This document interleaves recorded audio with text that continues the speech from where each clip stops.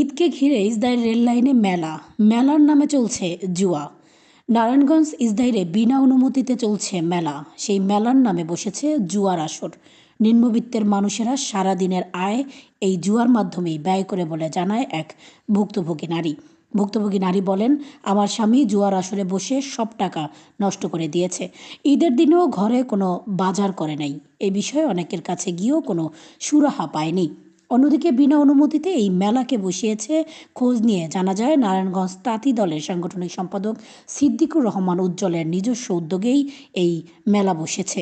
শুধু তাই নয়, তারই ইশারায় চলছে জুয়ার এই রমরমা ব্যবসা। এই বিষয়ে সিদ্দিকুর রহমান উজ্জ্বলের সাথে মুঠোফোনে কথা বললে তিনি বলেন, আমার কোনো অনুমতি লাগে না, মেলার অনুমতি আমি দিয়েছি। অন্যদিকে মেলার বিষয়ে অ্যাডিশনাল এসপির সাথে কথা বললে তিনি দ্রুত ব্যবস্থা গ্রহণের আশ্বাস দেন। এদিকে বিএনপির সদ্য প্রধানমন্ত্রী সকল নিয়ম মেনে চলাচল করলেও তারই কর্মীরা রয়েছে বেপরোয়া। দলের কর্মী হয়ে দলের দাপটে অবৈধকে বৈধতা হিসেবে চালাতে মরিয়া হয়ে উঠেছে তারই কর্মীরা। এমন কর্মীদের জন্য দলের ভাবমূর্তি নষ্ট হবে বলে মনে করছে সুশীল সমাজ।